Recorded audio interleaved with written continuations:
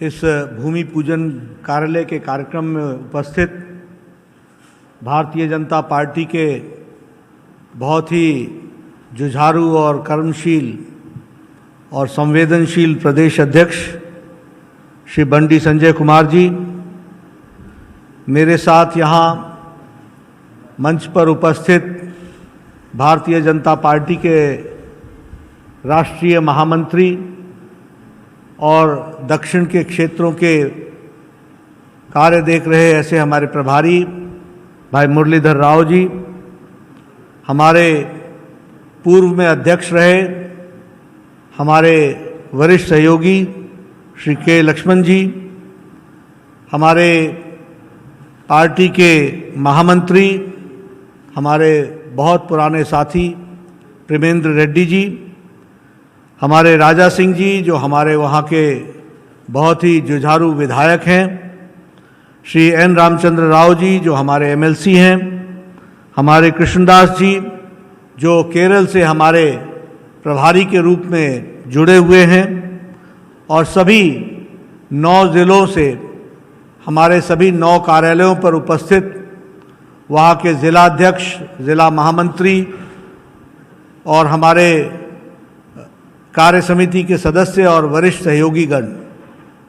आज मेरा ये सौभाग्य है कि मुझे इस वर्चुअल मीटिंग के माध्यम से, वर्चुअल वीडियो कॉन्फ्रेंसिंग के माध्यम से आप सब के साथ जुड़ने का मौका मिला, हैदराबाद से जुड़ने का मौका मिला, और इसके साथ साथ 9 स्थान जहां आज भूमि पूजन हुआ है वहां भी कार्यकर्ताओं से जुड़ने का मौका मिला है।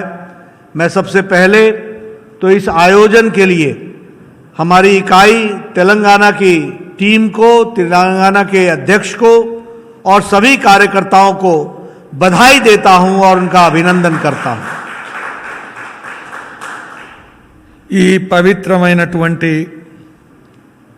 తెలంగాణ ప్రాంతంలో 9 స్థలాల్లో కార్యాలయ నిర్మాణ భూమి పూజ కార్యక్రమం సందర్భంగా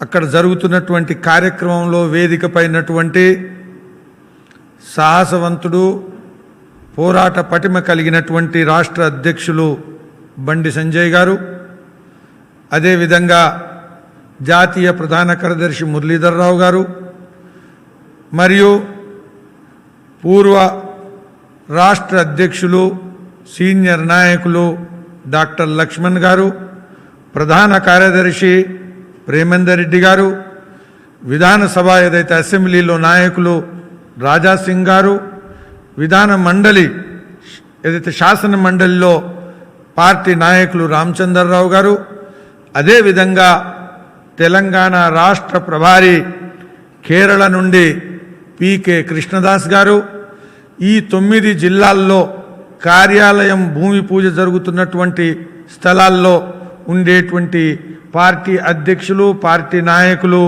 మిత్రులారా, ఈ కోవిడ్-19 కారణంగా మనం ఈ యొక్క వర్చువల్ ఏదైతే వీడియో కాన్ఫరెన్స్ ద్వారా ఈ 9 కార్యాలయ యొక్క భూమి పూజ ఈ విధంగా నిర్వర్తించుకుంటున్నాం. ఈ సందర్భంగా మీకందరికి కూడా అభినందనలు. ఇదే విధంగా ఈ యొక్క అదృష్టమైనటువంటి క్షణాలు నాకు లభించినందుకు కూడా నేను ఆనందిస్తున్నాను.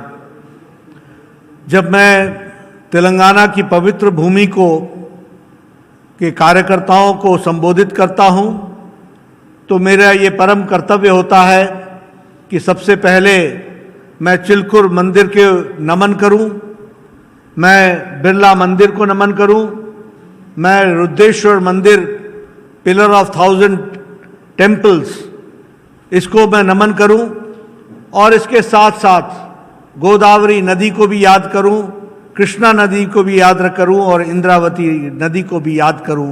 ये पवित्र नदियां जो तेलंगाना की धरती को हमेशा प्रेरणा देती रहती हैं, ऐसे नदियों को भी मैं नमन करता हूं। मित्रों, हम जानते हैं कि आज कार्यालय का उद्घाटन, कार्यालय का शुभारंभ, भूमि पूजन का कार्यक्रम हुआ है, और ये बहुत जल्द हमारे 9 कार्यालय बन करके तैयार होंगे और उसके माध्यम से पार्टी के कार्यकर्ताओं को काम करने का भी सौभाग्य मिलेगा और पार्टी को एक अच्छे वातावरण में काम करने का मौका मिलेगा। हम आज धन्यवादी हैं आदरणीय प्रधानमंत्री जी के, जिन्होंने 2014 में ये कल्पना रखी थी कि पार्टी को आगे बढ़ाने के लिए हम लोगों को कुछ कार्य करना चाहिए और एक संकल्प लेना चाहिए। हमने देश में सरकार बनाई है। मैं सरकार का काम करते हुए, देश का नेतृत्व करते हुए समाज के सभी वर्गों को, जो वंचित हैं, जो पीड़ित हैं, जो समाज के अंतिम पायदान पर खड़े हैं, उनकी चिंता करूं और उनके लिए कार्य करूं। और साथ ही साथ उन्होंने पार्टी को कहा था कि सरकार के इस काम में हम सब जुड़ करके, पूरी मेहनत करके, पार्टी का एक एक कार्यकर्ता लगे और सरकार की योजनाओं को जमीन पर उतारने में सरकार की मदद करते हुए अंतिम व्यक्ति को राहत पहुंचाए। ये बात उन्होंने कही थी। और उन्होंने ये भी कहा था कि यह सब करने में हमारे कार्यालयों का एक बहुत बड़ा योगदान होता है, इसलिए कार्यालयों का भी निर्माण होना चाहिए। और इस बात को ध्यान में रखते हुए उस समय संकल्प लिया गया था कि हम हर एक प्रदेश कार्यालय में एक अच्छा सुसज्जित मॉडर्न कार्यालय बनाएंगे जो नई व्यवस्थाओं के साथ सुसज्जित होगा, और हर जिले में एक अच्छा कार्यालय बनाएंगे जिसके कारण हमारे कार्यकर्ता काम कर सकें। और आज मुझे खुशी है कि वो दिन मैं साकार होते हुए देख रहा हूं जब लगभग देश में 500 कार्यालय बन चुके हैं और इसी तरीके से हमारे कुछ कार्यालय रह गए हैं, उनको भी समय रहते हम पूरा करेंगे, ये मैं आपको विश्वास दिलाना चाहता हूं। తెలంగాణ పవిత్ర ప్రాంతం ఈ కార్యక్రమాన్ని ఉద్దేశించి మాట్లాడే ముందు చిల్కూరు బాలాజీ పవిత్ర స్థానాన్ని, బిర్లా మందిర్ను, రుద్రేశ్వర ఆలయం, 1000 స్తంభాల గుడిని, అదేవిధంగా తెలంగాణ పవిత్ర భూమిని సస్యశ్యామలం చేస్తున్నటువంటి గోదావరి నది, కృష్ణా నది, ఇంద్రావతి నది, ఇలాంటి నదుల్ని అందరినీ కూడా మరొకసారి నేను నమస్కరించి ఈ యొక్క కార్యక్రమాన్ని నేను మాట్లాడుతున్నప్పుడు మనందరికీ తెలుసు 2014లో మన మోదీ గారి నాయకత్వంలో జాతీయ స్థాయిలో ప్రభుత్వం ఏర్పడ్డ తర్వాత మోదీ గారు ఈ యొక్క సంకల్పాన్ని పార్టీ ముందు ఉంచడం జరిగింది. దేశంలో కార్యకర్తల పార్టీ మనది కాబట్టి కార్యకర్తల కోసం కార్యాలయాలు అన్ని జిల్లాల్లో నిర్మించాలా అనేటువంటి సంకల్పాన్ని మీ అందరికీ కూడా తెలుసు. నరేంద్ర మోదీ గారి నాయకత్వంలో ఈరోజు ఈ సువిశాల భారతదేశంలో బీద బడుగు వర్గాలు, వంచితులు, శోషితులు, పీడితులు, వాళ్ళందరి కోసం అంతిమ స్థానంలో ఉండేటువంటి వ్యక్తి యొక్క సంక్షేమం కోసం మనం అనేక రకమైనటువంటి అభివృద్ధి మరియు సంక్షేమ కార్యక్రమాలని నిర్వహిస్తున్నాం. మోదీ గారి నాయకత్వంలో ప్రభుత్వం తీసుకున్నటువంటి ఈ సంక్షేమ కార్యక్రమాల విషయంలో, అభివృద్ధి కార్యక్రమ విషయాల్లో కార్యకర్తలు ఆయా జిల్లాల్లో ప్రజల మధ్యకు అనేక రకమైనటువంటి పద్ధతుల్లో వెళ్లాల్సి ఉంటుంది. అటువంటి వెళ్ళేటువంటి కార్యక్రమం క్రమంలో మనందరికి కూడా పార్టీకి, కార్యకర్తల పార్టీకి కార్యాలయాలు అవసరం అనేటువంటి ఉద్దేశంతో ఈ యొక్క కార్యక్రమాన్ని మనం ముందుకు తీసుకెళ్ళాం. ఇప్పటివరకు దేశంలో 500 కార్యాలయాల నిర్మాణం మనం పూర్తి చేసుకోవడం జరిగింది. ఇంకా మిగిలినటువంటి స్థలాల్లో, ప్రాంత కేంద్రాల్లో కానీ మిగిలినటువంటి స్థలాల్లో కానీ ఇంకా మనం కార్యాలయాలను మనం నిర్మించుకుంటున్నాం. మనందరికీ తెలుసు ఈ కార్యాలయాలు మన కార్యకర్తలకు కేంద్రాలుగా ప్రజల మధ్యకు వెళ్ళడానికి ఉపయోగించబడేటువంటి సౌకర్యాలు. కార్యాలయాలు నిర్మించుకున్నప్పుడు మోదీ గారు చెప్పారు, ఈ కార్యాలయాలు ఎత్తున్నాయో అన్ని సౌకర్యాలు కలిగినటువంటి, ఏదైతే నవభారతం, ఏదైతే న్యూ టెక్నాలజీ, ఈ యొక్క అన్ని సౌకర్యాలతో కూడినటువంటి కార్యకర్తలకు పూర్తి సామర్థ్యాన్ని పెంచేటువంటి ఒక సౌకర్య కేంద్రాలుగా ఉండాలనేటువంటి పద్ధతిలో వీటిని రూపొందించడం జరిగింది. मुझे खुशी है कि आज मैं 9 कार्यालयों का भूमि पूजन कर रहा हूं। वहीं महबूबनगर, नालगोंडा और हैदराबाद के कार्यालय जो कंप्लीट हो चुके हैं उसके लिए मैं बधाई भी देता हूं, और 5 डिस्ट्रिक्ट में कार्यालय का काम चल रहा है और 12 डिस्ट्रिक्ट में कंस्ट्रक्शन का काम पूरा हुआ है। इसके लिए भी मैं तेलंगाना की इकाई को बधाई देता हूं। मित्रों, हम जानते हैं कि कार्यालय में सिर्फ कार्यालय ही नहीं होता, कार्यालय एक व्यवस्थित तरीके से कार्यकर्ता के निर्माण का केंद्र होता है। एक जब सुसज्जित कार्यालय होता है जिसमें ई लाइब्रेरी होती है, जिसमें कॉन्फ्रेंस हॉल होता है, जिसमें रेफरेंस सेक्शन होता है और जिसमें रिसर्च की टीम बैठती है और रिसर्च करने की व्यवस्था होती है, तो कार्यालय के अंदर कार्यकर्ता का संपूर्ण निर्माण होता है और साथ ही साथ वो एक अच्छे संस्कारों के साथ युक्त होकर के समाज की सेवा के लिए बनता है। इस बात को हमको समझना चाहिए। इसलिए कार्यालय के साथ हमारा जुड़ाव, अगर हमारे कार्यकर्ता हैं, अगर हमारे पास कोष है, अगर हमारे पास कार्यकारिणी है, अगर हमारे पास कार्यक्रम है, तो इन सारी चीजों को संचालन करने के लिए कार्यालय होना अति आवश्यक है। और जल्द से जल्द जो कार्यालय बन रहे हैं उसके लिए मैं तेलंगाना यूनिट को बधाई देना चाहता हूं। మిత్రులారా, ఈ సందర్భంగా 9 జిల్లా కేంద్రాల్లో భూమి పూజ ఏదైతే చేస్తున్నామో మనందరికీ కూడా తెలిసి ఈ సందర్భంగా నాకు చాలా సంతోషం అనిపిస్తున్నది. మహబూబ్ నగరు, నల్గొండ, హైదరాబాదు ఈ కేంద్రాల్లో కూడా కార్యాలయాల నిర్మాణం పూర్తి అయిపోయింది. అదేవిధంగా 12 జిల్లాల్లో కూడా కార్యాలయాల నిర్మాణం పూర్తయింది. 5 జిల్లాల్లో కార్యాలయాల నిర్మాణం ఇంకా అభివృద్ధి పదంలో ముందుకుంది.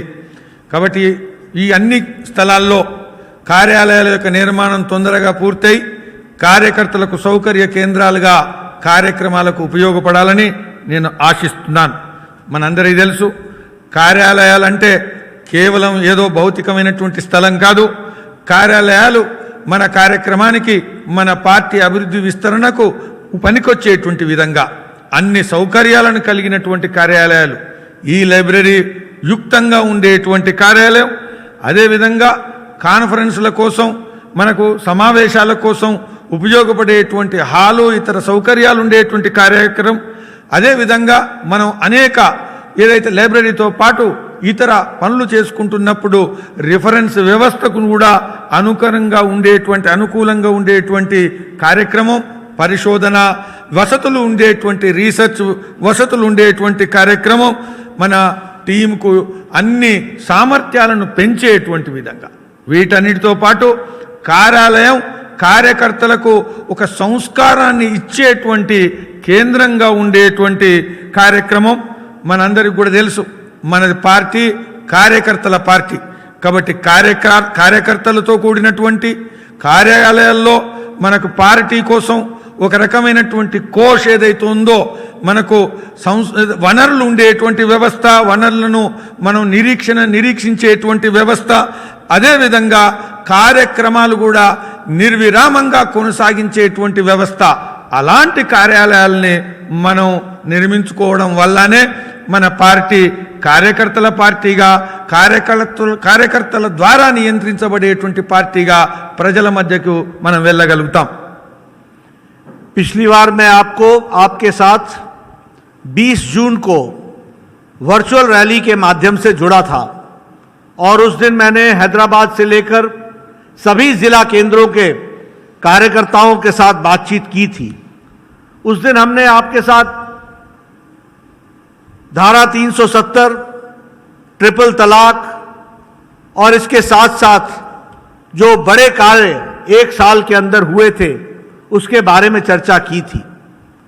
आज उन्हीं बातों की चर्चा संजय बंडी जी ने अपने वक्तव्य में किया है और उन्होंने राम जन्मभूमि के भूमि पूजन के बारे में भी चर्चा की है। यह सब हम लोगों के लिए ऐतिहासिक रहा है, जिसके लिए हम सब लोगों ने एक लंबे समय तक लड़ाई लड़ी थी और उस लड़ाई का नतीजा है कि और मोदी जी की इच्छा शक्ति और अमित शाह जी की योजना, जिसके कारण यह सब संभव हो पाया है।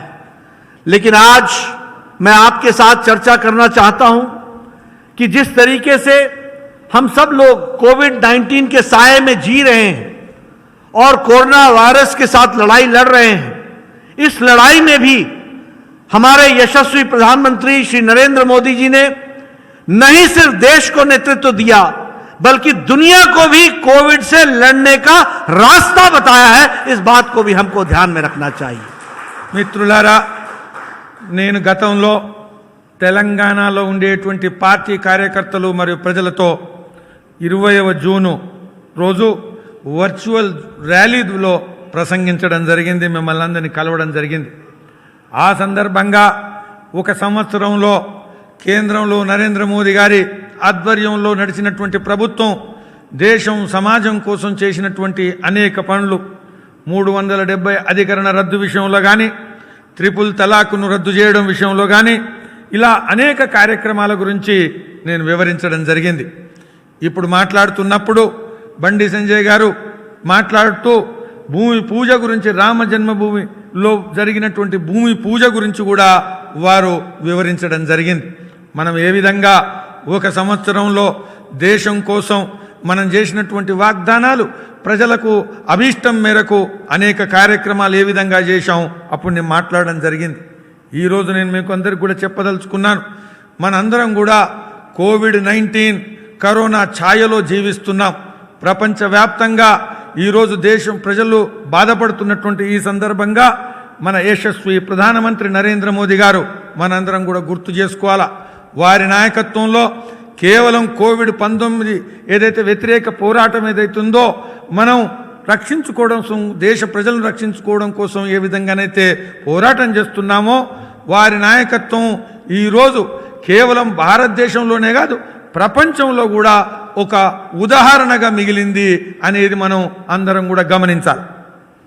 हम जानते हैं कि जब मार्च महीने में कोरोना का संक्रमण बढ़ रहा था, उस समय अगर आप दुनिया की तस्वीर देखें तो दुनिया के शक्तिशाली देश भी ये फैसला नहीं कर पा रहे थे कि लड़ाई मानवता के लिए लड़ी जाए या आर्थिक विषयों को भी साथ में रखा जाए। वो इसके बीच में झूल रहे थे, between humanity and the economic development. और आपको यह भी मालूम होगा कि शक्तिशाली देश उस समय अच्छी स्वास्थ्य व्यवस्थाओं के बावजूद भी उनका स्वास्थ्य सिस्टम चरमरा गया था, लड़खड़ा गया था और वो असहाय महसूस कर रहे थे। ऐसे वक्त में हमारे प्रधानमंत्री जी ने कहा, जान है तो जहान है, और इसलिए जान की रक्षा करना आवश्यक है और 130 करोड़ जनता की जान की रक्षा करना यह अति आवश्यक है। और इसीलिए उन्होंने बहुत ही बोल्ड, बहुत ही बुलंद इरादों के साथ और बहुत ही टाइमली एक्शन लिया, और उस टाइमली एक्शन के कारण आज हम ये कह सकते हैं कि हमने 130 करोड़ की जनता को बचाया। और वह बोल्ड एक्शन था टाइमली लॉकडाउन का। उस लॉकडाउन के कारण आपके ध्यान में आएगा कि प्रधानमंत्री जी ने इस लॉकडाउन की अवस्था में देश को कोरोना से लड़ने के लिए प्रेरित भी किया और इसके साथ साथ कोरोना से लड़ने की तैयारी भी की और देश को तैयार किया। यह हमको ध्यान में रखना चाहिए। आपके ध्यान में होगा कि उस समय हमारे पास कोरोना के लड़ने के लिए एक भी हॉस्पिटल नहीं था, और आज हमारे पास 1400 हॉस्पिटल कोविड के डेडिकेटेड हॉस्पिटल हैं। उस समय हमारे पास 44,000 बेड थे, आज हमारे पास 12,50,000 बेड हैं। उस समय हमारे पास कोई ऑक्सीजन के साथ बेड की व्यवस्था नहीं थी, आज हमारे यहाँ 1,60,000 ऑक्सीजन के साथ जुड़े हुए बेड्स हैं, और इसके साथ साथ आईसीयू बेड्स हमारे पास 42,000 हैं।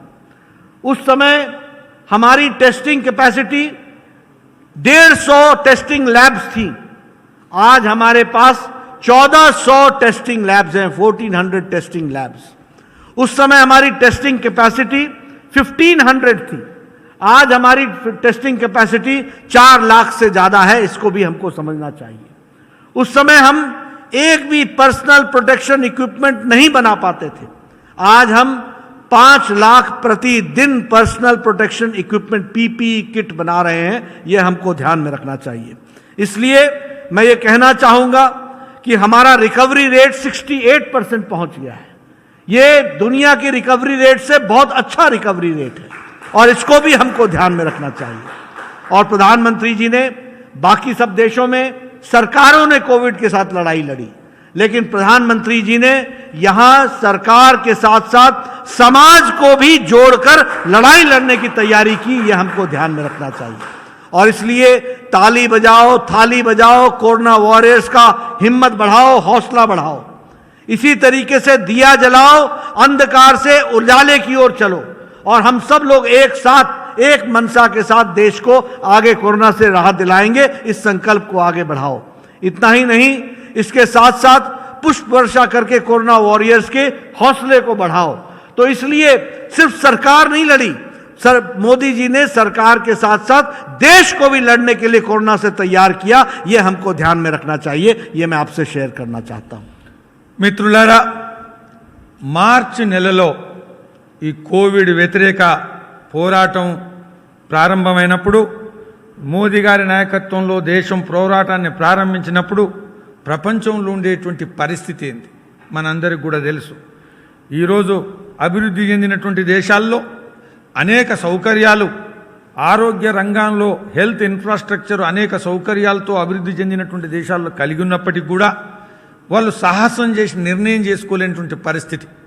135 కోట్ల కన్నా ఎక్కువ జనాభా కలిగినటువంటి భారతదేశంలో చాలా స్పష్టమైనటువంటి ఆలోచనతో, లక్ష్యంతో, అదేవిధంగా సాహసోపేతమైనటువంటి నిర్ణయంతో లాక్డౌన్ ప్రకటించడం జరిగింది. ప్రాణాలుంటే ఇంకా ఏదైనా తర్వాత మనం కాపాడుకోవచ్చు. దేశం, ప్రపంచం తర్వాత ఉంటుంది, ప్రాణాలుంటే అన్నీ ఉంటాయనే ఉద్దేశంతో నరేంద్ర మోదీ గారు నినాదం ఇచ్చి లాక్డౌన్ ప్రకటించడం జరిగింది. ఆ సమయంలో ప్రపంచంలో అభివృద్ధి చెంది చేసినటువంటి దేశాధినేతలు మానవత్వం, లేకపోతే సంపూర్ణ మానవాళికి ఆరోగ్యం ప్రాముఖ్యత ఇవ్వాలా, లేకపోతే ఆర్థిక సమస్యలు, ఆర్థిక అభివృద్ధి, ఆర్థిక విషయాలకు ప్రాధాన్యత ఇవ్వాలా అని కొట్టుమిట్టాడుతున్నటువంటి సమయంలో, నిర్ణయం తీసుకోలేనటువంటి సమయంలో చాలా స్పష్టంగా, చాలా వేగంగా నరేంద్ర మోదీ గారు ఈ యొక్క నిర్ణయాన్ని తీసుకోవడం జరిగింది. మీ అందరికీ తెలుసు మిత్రులారా, 135 కోట్ల దేశంలో కోవిడ్కు వ్యతిరేకంగా కేవలం ప్రభుత్వమే పోరాటం నడపలేదు. మొత్తం సమాజాన్ని ఏకీకృతం చేసి ప్రభుత్వాలతో కలిసి అన్ని రాష్ట్రాల్లో ప్రజల్ని, అన్ని వర్గాల రాజకీయ భేదాలను అధిగమించి దేశాన్ని ఐక్యం చేసి కోవిడ్కు వ్యతిరేక పోరాటంలో ఒక నూతన అధ్యాయాన్ని మోదీ గారు ప్రారంభించడం జరిగింది. మిత్రులారా, ఆ సమయంలో భారతదేశంలో పరిస్థితి ఏంటి మనందరికీ కూడా తెలుసు. ఒక్క హాస్పిటల్ కూడా, ఒక ఆసుపత్రి కూడా, కోవిడ్కు డెడికేటెడ్ హాస్పిటల్ లేనటువంటి సమయంలో ఈరోజు మనం కనుక గమనిస్తే 1400 డెడికేటెడ్ హాస్పిటల్స్ కోవిడ్ కోసం నిర్మాణం చేయడం జరిగింది ఇంత వేగంగా. అదేవిధంగా ఆ సమయంలో 44,000 బెడ్లు మనకు ఆ సమయంలో దేశవ్యాప్తంగా ఉంటే ఈరోజు 12.5 లక్షల బెడ్లను దేశవ్యాప్తంగా కోవిడ్ రోగంలో ఏదైతే కొట్టుమిట్టాడుతున్నటువంటి మనకు వ్యవస్థలను ఏర్పాటు చేయడం జరిగింది. ఆ సమయంలో ఆక్సిజన్తో కలిగినటువంటి బెడ్ల యొక్క సంఖ్య ఏదైతుందో ఒకటి కూడా లేకుంటే ఈరోజు 1.6 అంటే 1.6 lakhs 1,60,000 ఆక్సిజన్తో కలిగినటువంటి బెడ్లను మనం సమకూర్చడం జరిగింది. ఈరోజు ఐసీయూ ఏదైతే బెడ్లు ఉన్నాయో 42,000 బెడ్లను మనం ఏర్పాటు చేయడం జరిగింది. ఆ రోజు టెస్టింగ్ ల్యాబ్లు దేశవ్యాప్తంగా 150 ఉంటే ఈరోజు 1400 టెస్టింగ్ ల్యాబ్స్ మనం ఏర్పాటు చేయడం జరిగింది. మిత్రులారా, ఆ రోజుకు 1500 టెస్టింగ్ కెపాసిటీ భారతదేశంలో సామర్థ్యం కలిగి ఉంటే ఈరోజు రోజుకు 4 లక్షల టెస్టింగ్ కెపాసిటీ వరకు మనం పెంచడం జరిగింది. ఈరోజు కోవిడ్ యొక్క బాధితుల యొక్క టెస్టింగు 4 లక్షలు ఒక రోజుకు జరుగుతుంది. మిత్రులారా, అదేవిధంగా ఆ రోజు దేశంలో పర్సనల్ ప్రొటెక్షన్ ఎక్విప్మెంట్ ఏదైతే కిట్స్ ఉన్నాయో, పీపీఈలు, వాటిని ఒకటి కూడా మనం దేశంలో నిర్మించుకోలేని పరిస్థితి ఉంటే ఈరోజు ఒక రోజుకు 5 లక్షల చొప్పున మనం పీపీఈ కిట్లను నిర్మిస్తున్నాం. అదేవిధంగా ఆ రోజు దేశంలో ఆ రికవరీ రేటు మనకు ఏదైతే మనం తీసుకున్నటువంటి చర్యల కారణంగా 68% రికవరీ రేటు మనం సాధించాం. ప్రపంచంలోనే ఇంత రికవరీ రేటు కలిగినటువంటి వ్యవస్థ ఏదైతుందో ఇది మోదీ గారి నాయకత్వంలో ప్రభుత్వం సాధించింది. మిత్రులారా, ప్రజలను కోవిడ్కు వ్యతిరేకంగా పోరాటానికి ఏకం చేస్తున్నటువంటి సందర్భంలో ప్రజలను మనం పల్లెల్ని కొట్టి లేకపోతే గంటను కొట్టి లేకపోతే దీపాన్ని ముట్టించి అదేవిధంగా హెల్త్ వారియర్స్ విషయంలో పుష్ప వర్షాన్ని కురిపించి మన అందరం కూడా హెల్త్ వారియర్స్కు ధన్యవాదాలు దేశ ప్రజలందరూ కూడా చెప్తున్నారు అని ఒక దేశవ్యాప్తంగా ప్రజల్ని మమేకం చేసినటువంటి ఘనత నరేంద్ర మోదీ గారికే దక్కుతుంది. मित्रों, इतना ही नहीं, उन्होंने जहाँ तक स्वास्थ्य की दृष्टि से प्रधानमंत्री जी ने कार्य किया, वहीं उन्होंने हमारे देश के गरीब लोगों की चिंता की और इसीलिए 26 मार्च को हमको याद है प्रधानमंत्री गरीब कल्याण योजना और गरीब कल्याण पैकेज का उन्होंने घोषणा की. इसके तहत 1,70,00,000 रुपए के इस पैकेज के तहत जो गरीब है, जो वंचित है, जो समाज के अंतिम पायदान पर खड़ा है, उनकी उन्होंने चिंता की. आपके ध्यान में होगा कि 80 करोड़ की जनता के लिए उस समय 3 महीने के लिए 5 किलो चावल या 5 किलो गेहूं और इसके साथ साथ 1 किलो दाल, इसकी व्यवस्था 80 करोड़ की जनता के लिए किया और बाद में उसको नवंबर महीने तक, आगे आने वाले नवंबर महीने तक 80 करोड़ की जनता के लिए 5 किलो चावल या 5 किलो गेहूं और 1 किलो दाल की व्यवस्था प्रधानमंत्री मोदी जी ने प्रधानमंत्री गरीब पैकेज के तहत किया, कल्याण पैकेज के तहत किया. यही नहीं, 3 महीने के लिए 3 गैस सिलेंडर मुफ्त में 8 करोड़ की जनता, बहनों के लिए, हमारी बहनों के लिए, माताओं के लिए 8 करोड़ गैस के सिलेंडर्स यह भी पहुंचाने का काम कोविड-19 के दौरान प्रधानमंत्री जी ने किया. यही नहीं, 20 करोड़ हमारी बहनों के लिए उनके खाते में 500 रुपए 3 महीने के लिए यानी 1,500 रुपए उनके खातों में डाला ताकि वो अपने जीवन का यापन भी कर सके और अपने परिवार को भी इज्जत के साथ जीने का हक दे सके. इस बात के लिए उन्होंने किया. यही नहीं, जो हमारे दिव्यांग भाई हैं, दिव्यांग बच्चे हैं, जो हमारी विधवा माताएं बहनें हैं और जो हमारे वृद्ध लोग हैं, उनके लिए 1,000 रुपए 3 महीने के लिए उसकी भी व्यवस्था उन्होंने की ताकि उनको भी इज्जत के साथ अपने जीवन यापन करने का सौभाग्य मिल सके. इस तरीके की व्यवस्था की गई.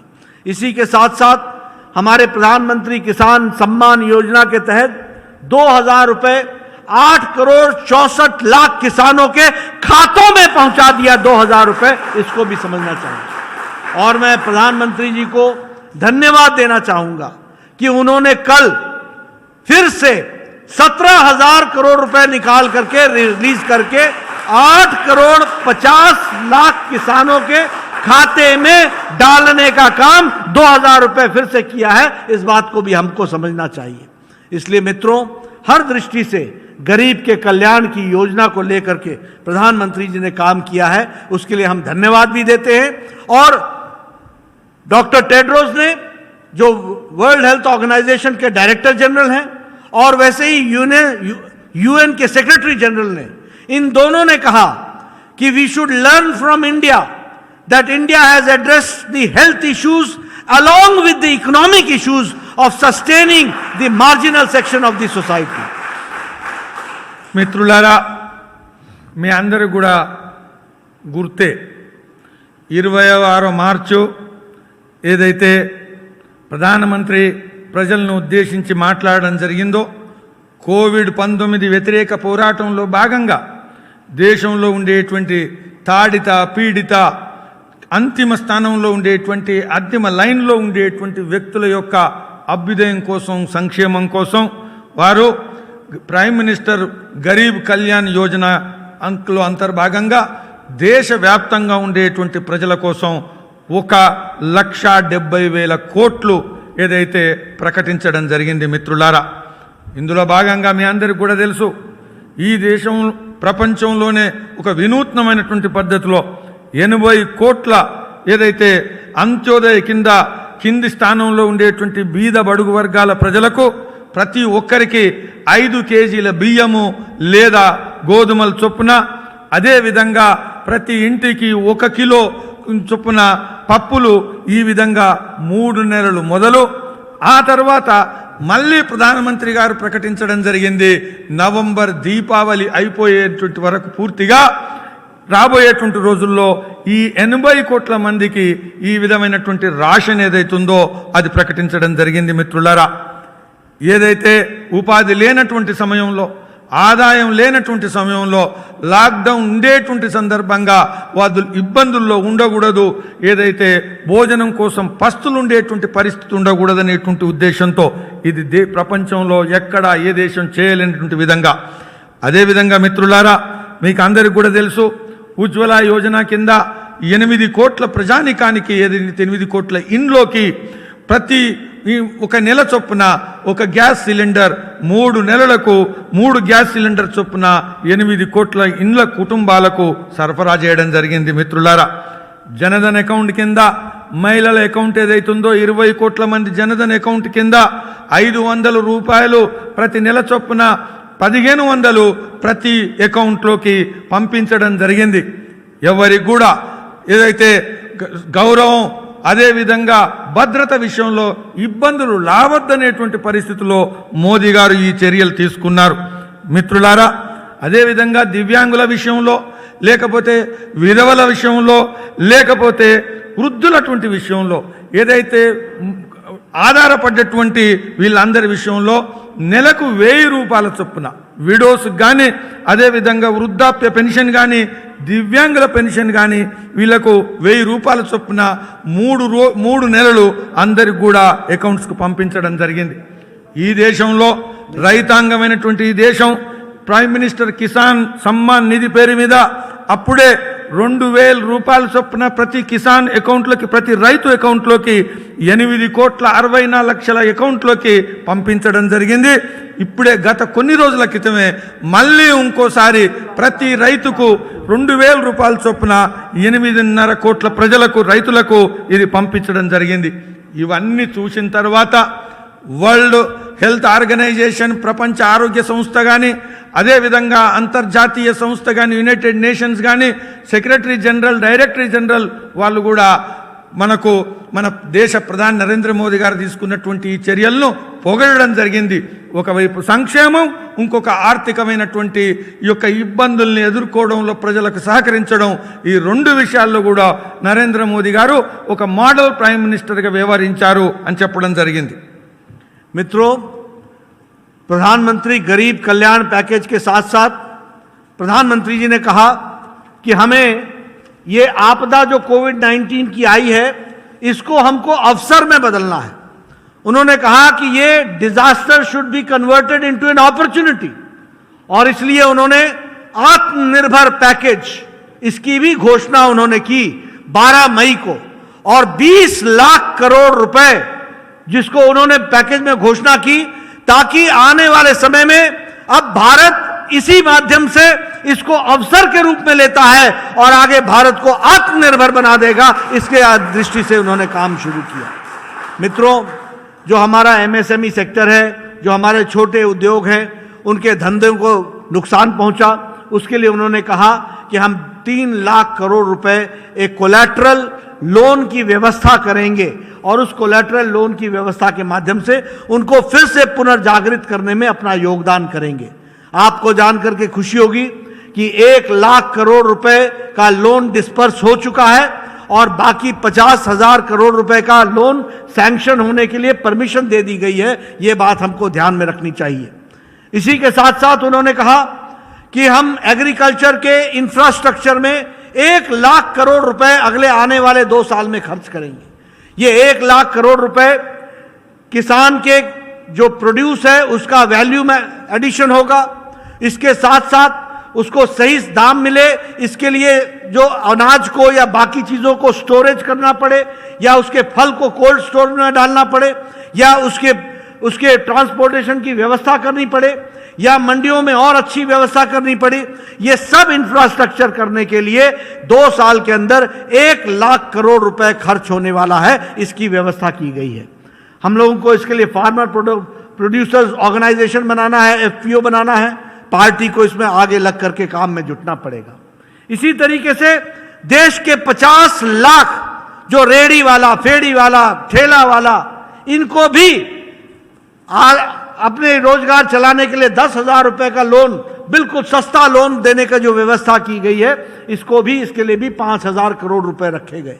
यही नहीं, हमारे किसान को क्रेडिट कार्ड के माध्यम से, उसके भी 2.5 करोड़ किसान को किसान क्रेडिट कार्ड के माध्यम से क्रेडिट देने की व्यवस्था की गई। यह भी आत्मनिर्भर पैकेज के माध्यम से हुआ है। इसलिए प्रधानमंत्री जी ने जहां स्वास्थ्य की चिंता की, जहां गरीब के अर्थ की चिंता की, वहीं भारत किस तरीके से आत्मनिर्भर होकर के आगे खड़ा हो सकता है, इसकी भी चिंता की है, इसको आत्मनिर्भर भारत के माध्यम से। మిత్రులారా, మోదీ గారి ప్రభుత్వం కేవలం సంక్షేమమే కాదు, మనందరికీ కూడా తెలుసు 12వ మే తేదీ రోజు నరేంద్ర మోదీ గారి ప్రభుత్వం ఒక స్పెషల్ ప్యాకేజ్ ప్రకటించడం జరిగింది. ఆర్థికమైనటువంటి ఏదైతే ఆపద అయితే వచ్చిందో, ఈ ఆపదను ఒక అవకాశంగా ఏ విధంగా మార్చుకోవాలా అని మోదీ గారి ప్రభుత్వం చాలా జాగ్రత్తగా ఆలోచించడం జరిగింది. దాని పర్యవసానమే ఈరోజు మోదీ గారి ప్రభుత్వం దేశవ్యాప్తంగా ప్రజల కోసం 20 లక్షల కోట్ల రూపాయలతో ఆత్మనిర్భరత ప్యాకేజ్ను ప్రకటించడం జరిగింది. మిత్రులారా, మనందరికీ కూడా తెలుసు, ఈ దేశంలో ఏదైతే ఉపాధి ఇస్తున్నటువంటి విషయంలో, ఎగుమతుల విషయంలో, పరిశ్రమ రంగంలో లఘు చిన్న పరిశ్రమలు ఏవైతున్నాయో చాలా ప్రాముఖ్యత కలిగి ఉన్నాయి. అటువంటి ప్రాముఖ్యత కలిగినటువంటి ఎంఎస్ఎంఈల విషయంలో మోదీ గారి ప్రభుత్వం 3 లక్షల కోట్ల రూపాయలు ఏదైతే ఉందో కౌంటర్ గ్యారంటీ, మీరు పరిశ్రమలతో గ్యారంటీ అవసరం లేదు, ఎలాంటి ప్రాపర్టీ పెట్టాల్సిన అవసరం లేదు, ప్రభుత్వమే కేంద్రమే కౌంటర్ గ్యారంటీ ఇస్తుంది. కాబట్టి 3 లక్షల కోట్ల రూపాయలు ఎంఎస్ఎంఈల కోసం ప్రకటించడం జరిగింది. ఇప్పటికే 1 లక్ష కోటి రూపాయల యొక్క రుణం వితరణ జరిగింది. 50 లక్షల కోట్ల రూపాయల యొక్క రుణాలు ఏవైతున్నాయో అవి శాంక్షన్ చేయడం కూడా జరిగింది. మిత్రులారా, అటువంటిదే కాకుండా వ్యవసాయ రంగంలో మనందరికీ కూడా తెలుసు, వ్యవసాయ ఉత్పత్తుల్లో పండించినటువంటి పంట, అవి కూరగాయలు కానీ, అవి పండ్లు కానీ, అవి దినుసులు కానీ, ఏదైతే వినియోగదారునికి చేరే లోపట అనేక నష్టాలు గురవుతున్నది.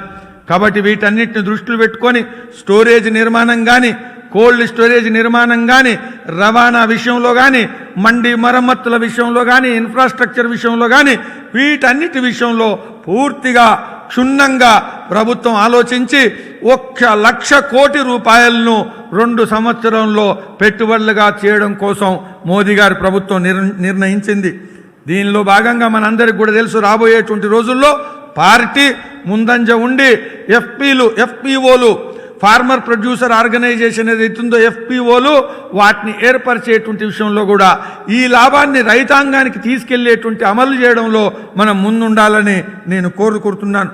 అదేవిధంగా మిత్రులారా, 50 లక్షల స్ట్రీట్ వెండర్స్ ఎవరైతున్నారో మనందరం కూడా రోడ్ల మీద పెట్టి అమ్ముకునేటువంటి వాళ్ళ కోసం 5,000 కోట్ల రూపాయలను ఈ యొక్క మోదీ గారి ప్రభుత్వం ప్రకటించడం జరిగింది.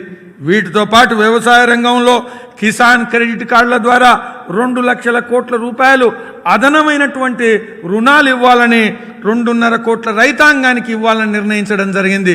ఈ విధంగా 20 లక్షల కోట్ల యొక్క రుణ సదుపాయం ఏదైతే ప్యాకేజ్ ఏదైతే ఉందో, ఆత్మనిర్భరత ప్యాకేజ్ దేశాన్ని ఇదే ఆపద నుంచి ఒక అవకాశంగా మార్చుకొని మనం ఆత్మనిర్భర్ భారత్ నిర్మించాలనే ఉద్దేశంతో మోదీ గారు ఈ ప్రకటన చేయడం జరిగింది.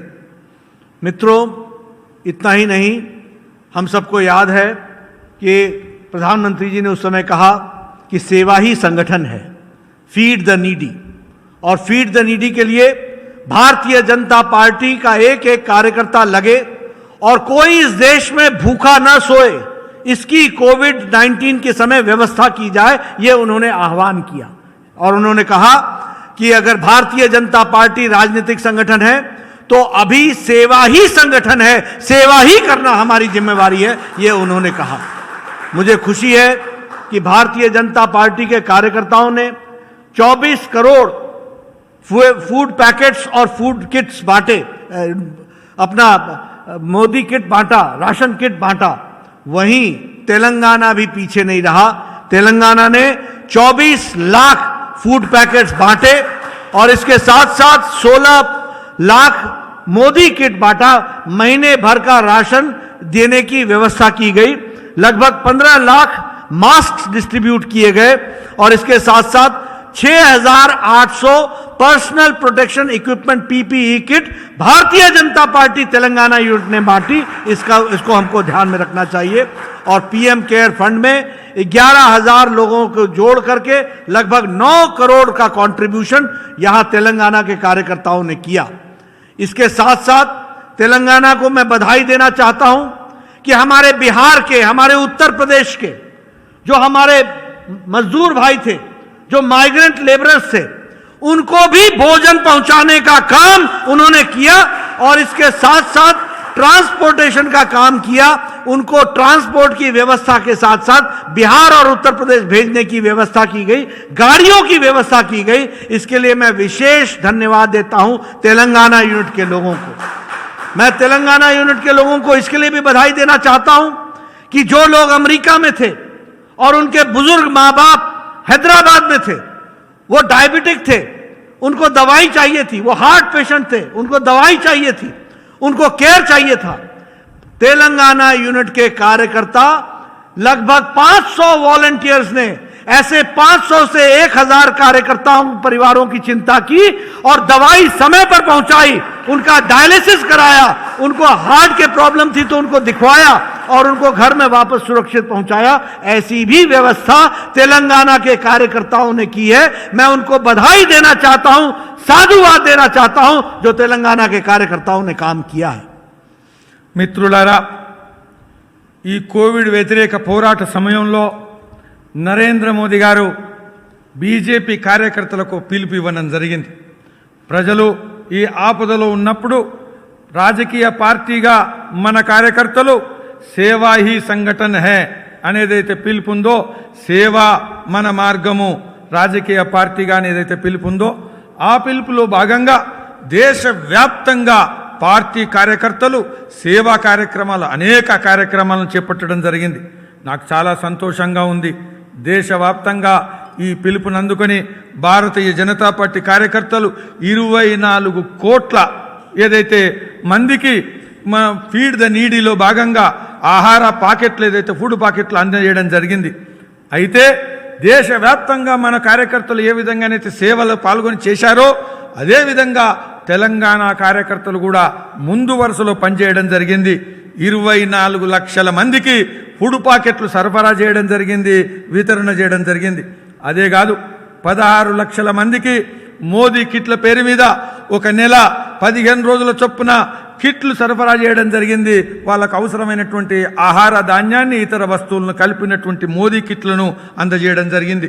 ఇంతేకాదు, సుమారుగా 15 లక్షల మందికి మాస్కులు, ఫేస్ కవర్లు కూడా వితరణ చేయడం జరిగింది. వీటన్నిటితో పాటు అక్కడ హెల్త్ వర్కర్స్, హెల్త్ వారియర్స్ ఎవరైతే ఉన్నారో, కరోనా వారియర్స్, డాక్టర్ల కోసం 6,800 పీపీఈ కిట్స్ ఏవైతున్నాయో అవి కూడా సరఫరా చేయడం జరిగింది. వాటన్నిటితో పాటు పీఎం కేర్ ఫండ్ ఏదైతుందో 11,000 మంది పాల్గొని సుమారుగా 9 కోట్ల పైగా ఏదైతే పీఎం కేర్స్కు కూడా పంపించడం జరిగింది. చాలా అద్భుతమైనటువంటి సేవా కార్యక్రమం, ఒక రకమైనటువంటి చరిత్రలో నిలిచిపోయేటువంటి కార్యక్రమం. ఈ కార్యక్రమాన్ని తీసుకున్నటువంటి తెలంగాణ కార్యకర్తల్ని నేను అభినందించక తప్పదు. ఇదే కాదు, నేను చాలా గర్వపడుతున్నాను. ఉత్తరప్రదేశ్, బీహార్ నుంచి వచ్చినటువంటి వలస కూలీలు, ఇతర కార్మికులు, వాళ్ళందరి విషయంలో అనేకమైనటువంటి సేవా కార్యక్రమాలను అక్కడ ఉండే తెలంగాణ కార్యకర్తలు చేయడం జరిగింది. వాళ్ళు తిరిగి ఉత్తరప్రదేశ్, బీహార్ వెళ్తున్నప్పుడు రవాణా సౌకర్యం, ట్రాన్స్పోర్ట్ సౌకర్యం కానీ, అదేవిధంగా వాహనాల యొక్క వ్యవస్థ కానీ, వీటన్నిటిని కూడా చేయడం జరిగింది. మిత్రులారా, ఇంకా వీటన్నిటికి పైగా అమెరికా, యూరోపు, విదేశాల్లో జీవిస్తున్నటువంటి ఎవరైతే యువకులు, వాళ్ళ యొక్క కుటుంబాలు, వృద్ధాప్యంలో ఉండేటువంటి కుటుంబాలు, వాళ్ళకి అవసరం ఉండేటువంటి డయాలిసిస్ కానీ లేదా డయాబెటీస్ కానీ లేకపోతే హార్ట్ సమస్యలు కానీ వీటన్నిటి విషయంలో మందులు అందించడం, ఇతర అవసరాలను తీర్చడంలో 500 నుంచి 1000 కుటుంబాల వరకు మన 500 మంది కార్యకర్తలు వీటన్నిటి బాగోగులను చూసుకోవడం జరిగింది. ఈ విధమైనటువంటి ఒక చారిత్రాత్మకమైనటువంటి ఆపద పరిస్థితుల్లో సేవ చేసినటువంటి తెలంగాణ భారతీయ జనతా పార్టీ కార్యకర్తలను నేను పూర్తిగా అభినందిస్తున్నాను. मित्रों, इसके साथ साथ आपने संपर्क अभियान में भी बहुत अच्छा काम किया है. मुझे याद है 20 जून को मैं जुड़ा था आपके साथ और बाद में 5 रैलियां हुई हैं, वर्चुअल रैलीज. लगभग उसमें 30 लाख कार्यकर्ता जुड़े हैं. आप देखिए ये डिजिटल टूल की ताकत कितनी है. अगर 30 लाख लोगों की रैली करनी हो तो क्या कितनी व्यवस्था करनी पड़ती है, आप समझ सकते हैं. लेकिन इस डिजिटल टूल के माध्यम से 5 रैलीज के माध्यम से आप 30 लाख कार्यकर्ताओं तक हम पहुंच पाए. इसके लिए मैं आपको बधाई देना चाहता हूं. इसके साथ साथ आपने 143 वीडियो कॉन्फ्रेंसेस की और इसके साथ आप लाखों कार्यकर्ताओं के साथ जुड़े और आपने ऑडियो कॉन्फ्रेंसेस की 159, उसके माध्यम से भी आप लोगों के साथ जुड़े हैं. इसके लिए मैं आपको बधाई देना चाहता हूं. लेकिन जब मैं तेलंगाना की धरती में अपने कार्यकर्ताओं के साथ बातचीत कर रहा हूं तो मुझे आपके साथ जहां काम करने के लिए आपके प्रति संतोष है, साधुवाद देता हूं. वहीं जिस तरीके से तेलंगाना की सरकार ने कोविड-19 की उपेक्षा की है उसकी मैं घनघोर निंदा करता हूं. जिस तरीके से उन्होंने इस व्यवस्था को चरमराया है. आपके यहां कोई भी सरकार ने कोई व्यवस्था नहीं की है. आपके यहां सही टेस्टिंग फैसिलिटी नहीं है. हमारे को मालूम है कि आपके यहां एक ऑक्सीजन के कमी के कारण एक जर्नलिस्ट की जान चली गई. हमको मालूम है कि हाई कोर्ट ने भी आपको लताड़ लगाई है और उन्होंने भी पूछा है कि किस तरीके का तुम्हारा कोविड मैनेजमेंट है. ये कैसी सरकार है, ये कैसी सोई हुई सरकार है जो कोविड मैनेजमेंट जैसे विषय को भी, मानवता से जुड़े हुए विषय के प्रति भी उदासीन रहती है. इसको हमको समझना चाहिए.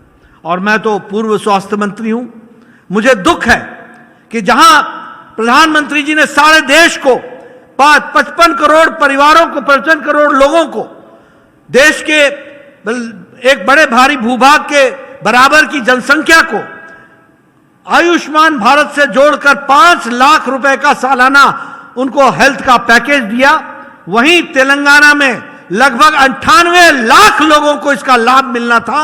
लेकिन केसीआर की सरकार ने आयुष्मान भारत लागू नहीं करके कोविड-19 में भी उनको यह व्यवस्था नहीं मिली और आगे भी नहीं मिली और पीछे भी नहीं मिली. इसके लिए भी मुझे दुख होता है.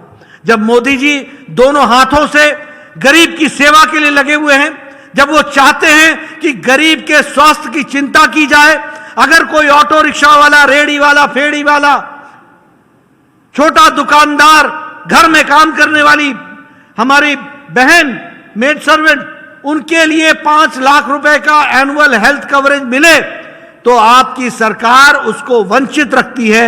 और तेलंगाना में ऐसे लोगों की संख्या 98 लाख है जिनको हम यह व्यवस्था देते. नियरली 1 करोड़ के लोगों को हम यह व्यवस्था देते, लेकिन हम नहीं दे पाए हैं. ये कोरोना की व्यवस्था के बारे में मैं कहना चाहता हूं.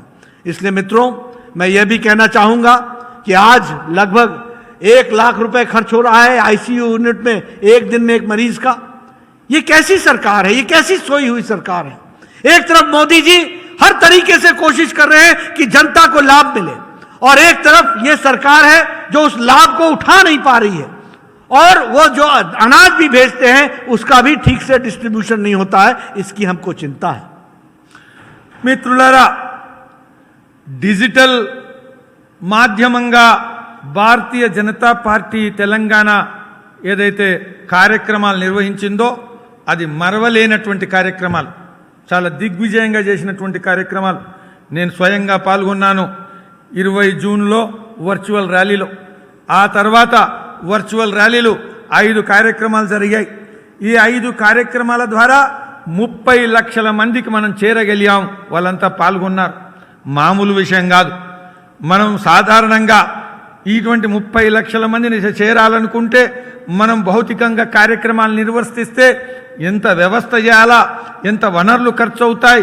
కానీ మనకు ఉండేటువంటి ఆపద స్థితిని అనుకూలంగా మార్చుకొని అవకాశంగా మార్చుకొని డిజిటల్ టూల్స్ ద్వారా భారతీయ జనతా పార్టీ తెలంగాణ ఏదైతే శాఖ కార్యకర్తలు కార్యక్రమాలు నిర్వర్తించారో నేను ప్రశంసిస్తున్నాను, అభినందిస్తున్నాను పార్టీ శాఖను, పార్టీ కార్యకర్తలను. మిత్రులారా, మనకందరికి కూడా తెలుసు, ఒకవైపు ఇవన్నీ మనకు ఏదైతే వర్చువల్ ర్యాలీలతో పాటు వీడియో కాన్ఫరెన్సులు కూడా 143 వీడియో కాన్ఫరెన్సులు, 159 ఆడియో కాన్ఫరెన్సుల ద్వారా లక్షలాది మందిని మీరు చేరినందుకు నేను మరొకసారి పార్టీ కార్యకర్తలందరినీ కూడా ప్రశంసిస్తున్నాను, అభినందిస్తున్నాను. మిత్రులారా, ఒకవైపు పార్టీ ఈ విధంగా అనేక కార్యక్రమాలు చేస్తున్నప్పుడు, నేను తెలంగాణ కార్యకర్తలతో మాట్లాడుతున్నప్పుడు తెలంగాణ ప్రజలు పడుతున్నటువంటి ఇబ్బందుల్ని నేను ఉపేక్షించలేను, నేను మరవలేను. ఒకవైపు మోదీ గారి ప్రభుత్వంలో అనేక రకమైనటువంటి తాడిత పీడిత బడుగు వర్గాల ప్రజల కోసం సేవా కార్యక్రమాలను మనం సంధిస్తుంటే, అమలు చేస్తుంటే, ఇంకొక వైపు తెలంగాణ ప్రభుత్వం నిద్రపోతున్నది, కుంభకర్ణుని నిద్రలో ఉంది. మీ అందరికి కూడా తెలుసు మిత్రులారా, టెస్టింగ్ ఫెసిలిటీస్ లేవు. టెస్టింగ్ ఏదైతే చేయాల్సినటువంటి సంఖ్య దేశంలోనే అతి తక్కువ ఉండడం నిందనీయమైనటువంటి విషయం. మిత్రులారా, ఒక ఆక్సిజన్ లేని కారణంగా ఒక పత్రికా విలేకరి మరణించడం హృదయ విదారకం, మనసు కలిసివేస్తుంది. మిత్రులారా, ఈ విషయాలను నేను అనడం కాదు, హైకోర్టు కూడా ప్రభుత్వాన్ని నిందించింది, విమర్శించింది. ఏ విధంగా ఈ యొక్క కోవిడ్ వ్యతిరేక కార్యక్రమాల్లో తెలంగాణ ప్రభుత్వం పట్టించుకోవాల్సినటువంటి చర్యలు ఏ విధంగా ఉపేక్షిస్తున్నదనేది హైకోర్టు కూడా మాట్లాడింది. మిత్రులారా, మీ అందరికి కూడా తెలుసు, మనం నరేంద్ర మోదీ గారు ఈ యొక్క ప్రపంచంలోనే అనేక దేశాల జనాభాల కన్నా ఎక్కువ ఉండేటువంటి పద్ధతిలో 50 కోట్ల మంది ప్రజల కన్నా ఎక్కువ ఉండేటువంటి దాన్ని ఆయుష్మాన్ భారత్ పథకాన్ని, సంక్షేమ పథకాన్ని, ఆరోగ్య పథకాన్ని ఆవిష్కరిస్తే దేశవ్యాప్తంగా అమలు చేస్తుంటే తెలంగాణ ప్రభుత్వం ఆయుష్మాన్ భారత్ను అమలు చేయట్లేదు. తెలంగాణ ప్రభుత్వం గనుక అమలు చేసి ఉంటే తెలంగాణలో ఈరోజు 98 లక్షల మందికి, అంటే సుమారుగా 1 కోటి ప్రజానికానికి ఈ యొక్క 5 లక్షలు, అది వృద్ధులు కానీ, అది పురుషులు కానీ, అది మహిళలు కానీ, అది పిల్లలు కానీ, కుటుంబానికి 5 లక్షల రూపాయల చొప్పున ఈ యొక్క ఇన్సూరెన్స్ కవర్ వచ్చి ఉండేది. కానీ తెలంగాణ ప్రభుత్వం అప్రమత్తంగా ఉండని కారణంగా, సామాజిక స్పందన లేని కారణంగా, మోదీ ప్రభుత్వం ఇచ్చినటువంటి యొక్క సౌకర్యాన్ని ఉపయోగించుకోని కారణంగా తెలంగాణ ప్రజలు వంచితులైతున్నారు. మిత్రులారా, మీకు అందరికి కూడా తెలుసు, చాలా నేను వార్తలు వింటున్నప్పుడు బాధపడుతున్నాను. 1 లక్ష రూపాయలు ఒక్క రోజుకు ఒక ఐసీయూ బెడ్కు ఉండడానికి ఒక రోగికి అవసరం వస్తుందంటే ఏ విధంగా బాధపడుతున్నారు తెలంగాణ ప్రజలు మనందరం కూడా గమనించాలా. ఇలాంటి ప్రభుత్వం ఏదైతుందో ప్రజల విషయంలో సామాజిక స్పందన లేనటువంటి, బాధ్యత రాహిత్యంగా వ్యవహరించేటువంటి ప్రభుత్వాన్ని ఈరోజు తెలంగాణలో మనం చూస్తున్నాం. मैं देख रहा हूं मंच पर वहां लक्ष्मण जी बैठे हैं, संजय बंडी जी बैठे हैं. उनको याद होगा कि उनके साथ मैं चुनाव के प्रचार में जाया करता था और तब मैं कहा करता था कि यह सरकार ने 6 साल पहले कहा था कि हम 7 लाख गरीबों के लिए घर बनाएंगे, और आज पिछले 1 साल से हो गए मुझे बोलते हुए 50,000 से ज्यादा एक भी घर नहीं बन पाया है. क्या केसीआर जवाब देंगे इस विषय का? क्या गरीब जनता को इसका जवाब दिया जाएगा? पिछले 6 साल में गरीब के नाम पर क्या कहा गया और क्या किया गया? यही नहीं, हमारे गोदावरी और कालेश्वरम के प्रोजेक्ट में जहां 45,000 करोड़ रुपए खर्च होने थे, आज वहां वही प्रोजेक्ट, वही काम, आज उस प्रोजेक्ट में 85,000 करोड़ रुपए आवंटित किए गए हैं. क्या है ये? क्या है ये एफिशिएंसी? ये भ्रष्टाचार का कारण नहीं है तो और क्या है? आपको याद होगा उन्होंने कहा था कि हम लगभग 1 लाख जॉब्स देंगे, 1 लाख लोगों को नौकरी देंगे. 6 साल हो गए हैं, किसी को नौकरी मिली है? जॉब्स के बगैर है. और ये सरकार सोई हुई सरकार है. विकास बिल्कुल ठप है. कोई पैसा डेवलपमेंट के लिए आवंटित नहीं है. लोगों को गुमराह करके ये सरकार चल रही है. मित्रों, भारतीय जनता पार्टी का एक एक कार्यकर्ता तेलंगाना का, आपको मैं निवेदन करना चाहूंगा, तेलंगाना की जनता चाहती है कि कमल खिले। तेलंगाना की जनता चाहती है कि मोदी जी के हाथ मजबूत हों, और उन्होंने लोकसभा के चुनाव में इसको दिखा दिया है। आने वाले समय में अब विधानसभा में भी आपने इन सब का सुपड़ा साफ करना है और कमल खिलाना है। इसकी हमको चिंता करनी है, इसके लिए हमको काम करना है। मुझे पूरा विश्वास है कि आप सब लोग पूरी ताकत लगाएंगे, और मोदी जी जिस तरीके से देश की सेवा कर रहे हैं, वह देश की सेवा तेलंगाना की धरती पर भी सही ढंग से उतरे, इसकी भी आप चिंता करेंगे। यही मुझे कहना है। आपने मेरी बात सुनी, आपका बहुत बहुत धन्यवाद। और पुनः 9 कार्यालयों के भूमि पूजन के लिए आपको शुभकामनाएं, और 12 कार्यालय जो जल्द तैयार हो रहे हैं, पूरे हुए हैं, उसका भी शिलान्यास, उसका भी उद्घाटन जल्द किया जाएगा। यह मैं आपको विश्वास दिलाता हूं। आपने मेरी बात सुनी, आपका बहुत बहुत धन्यवाद। जय भारत, जय तेलंगाना। మిత్రులారా, నేను గమనిస్తున్నాను అక్కడ వేదిక మీద రాష్ట్ర అధ్యక్షులు బండి సంజయ్ గారు ఉన్నారు. అదేవిధంగా సీనియర్ నాయకులు పూర్వ అధ్యక్షులు డాక్టర్ లక్ష్మణ్ గారు కూర్చున్నారు. అసెంబ్లీ ఎన్నికలప్పుడు నేను అక్కడ ప్రచారానికి మీ అందరితో కలిసి అనేక కార్యక్రమాల్లో పాల్గొనడం జరిగింది, ప్రచారంలో పాల్గొనడం జరిగింది. ఈ ప్రచారంలో పాల్గొంటున్నప్పుడు మనందరం కూడా మాట్లాడుతున్నప్పుడు ఒకటే వినేది, తెలంగాణలో ఉండేటువంటి ప్రస్తుత ప్రభుత్వం టీఆర్ఎస్ పార్టీ ప్రచారం చేస్తున్నప్పుడు 7 లక్షల ఇండ్లను నిర్మిస్తామని వాగ్దానం చేయడం జరిగింది మిత్రులారా. కానీ ఇప్పటి వరకు రోజు రెండవసారి ప్రభుత్వం ఏర్పడి సంవత్సరం దాటిపోయింది, అంతకన్నా ఎక్కువ సమయం గడిచింది. ఎన్ని ఇండ్లు నిర్మాణాలు చేశారు గమనిస్తే 50,000 ఇండ్లు కూడా దాటలేదు మిత్రులారా. కాబట్టి ఏమి వాగ్దానము ఏదైతే ఉందో ఇది ప్రజలను తప్పుడు ప్రచారం చేయడం కోసం మాత్రమే.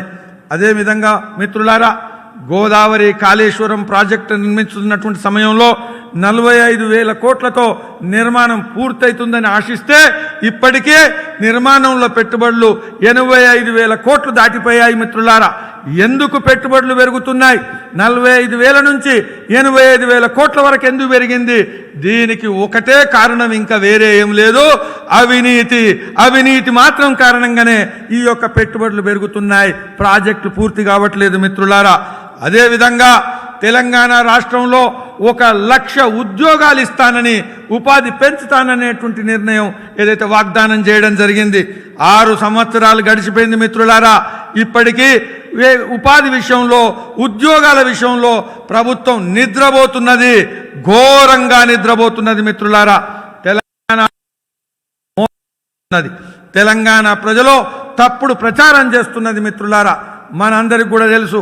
కాబట్టి ఏ విధంగానైతే పార్లమెంట్లో ప్రజలు కమలాన్ని వికసింపజేయడం కోసం మద్దతు ఇవ్వడం జరిగిందో, అదే విధంగా ప్రజలు ఎదురు చూస్తున్నారు. తెలంగాణలో భారతీయ జనతా పార్టీ కమలం వికసించాలని, మన పార్టీ పెరగాలని ప్రజలు ఎదురు చూస్తున్నారు. మన పార్టీ మాత్రమే మోదీ గారి నాయకత్వంలో బీద బడుగు వర్గాల ప్రజల సంక్షేమం కోసం అందిస్తున్నటువంటి అనేక అభివృద్ధి పథకాలను, సంక్షేమ పథకాలను తెలంగాణ ప్రజలకు కూడా అమలు చేయగలిగేటువంటి పని మనం మాత్రమే చేస్తాం. కాబట్టి మిత్రులారా, రాబోయేటువంటి రోజుల్లో నేను కార్యకర్తలను ఆహ్వానిస్తున్నాను.